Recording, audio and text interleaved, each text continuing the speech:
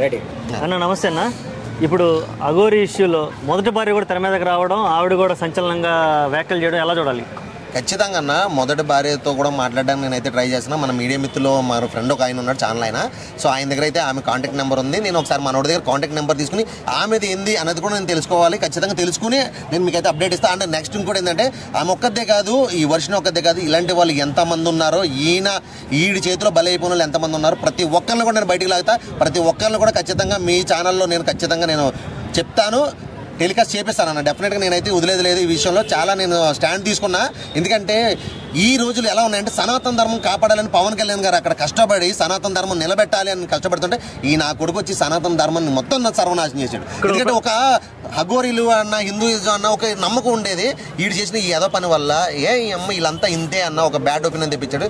నేను main Pawan Kalyan fan అన్న. ఇక్కడ నేను మెయిన్ పవన్ కళ్యాణ్ ఫ్యాన్. అందుకే నేను నాకు చాలా స్టాండ్ తీసుకున్నా వీడి మీద. అయితే మాత్రం నేను ఖచ్చితంగా అయితే వదలను. నేను వర్షినితో మాట్లాడతా అండ్ అలా వైఫ్తో కూడా నేను ఆవిడతో కూడా మాట్లాడతా. ఆమె ఆల్రెడీ మహిళా సంఘాలను కలిసింది.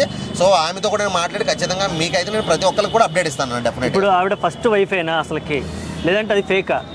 లేదన్న, ఆమె ఫస్ట్ వైఫ్ అంటే ఆల్రెడీ ఆమె దగ్గర 10 లక్షలు కూడా ఈడు తీసుకున్న విషయం తెలిసింది. ఫస్ట్ వైఫ్ ఈడు దేన్ని వదలడన్న. ఈడు ఎక్కడంటే ఎట్లా అంటే అలా ఉన్నాడు ఈ పరిస్థితి. సరే ఫస్ట్ వైఫ్, కానీ ఎప్పుడు ఫస్ట్ వైఫ్? అతను జంటుగా ఉన్నప్పుడు వైఫ్, ఇప్పుడు జంటు కాదు కదా. ఇంకా ఆవిడ మళ్ళీ ఇప్పుడు ఎందుకు మళ్ళీ తెర మీదకి వచ్చి? అతను జంటు కానప్పుడు ఇప్పుడు ఇంకో పెళ్లి చేసుకోకూడదా ఆవిడ? ఎందుకంటే సరే ఏదో ఈడు వీడు శాస్త్రాడు, ఈడు పిచ్చనా కొడుకు, ఈడు వేస్ట్ మున్నా కొడుకు అని చెప్పి సరే ఓకే డైవర్స్ అయితే అవ్వాలా, వదిలేసుకున్నారు, విడిపోయినప్పుడు ఈయన ఏంటంటే నాకు ఆడవాళ్ళంటే నచ్చదు, నేను అఘోరీలు కలుస్తా, దేవుడిని నమ్ముకున్నా, దేవుళ్ళకి వెళ్తాను అన్నప్పుడు ఆ పనిలో ఉండాలి. మరి ఇప్పుడు వెళ్ళి ఇంకో అమ్మాయిని పెళ్లి చేసుకుంటే అదేది ఫస్ట్ పిల్లలతో ఉండొచ్చు కదా. ఇది అంతా దోలెక్కిపోయి ఉన్నప్పుడు ఫస్ట్ వైఫ్ దగ్గరికి వెళ్ళి ఆమెతో ఉండాలి. మరి ఇప్పుడు ఇంకో అమ్మాయిని తీసుకురావడం ఏంటి?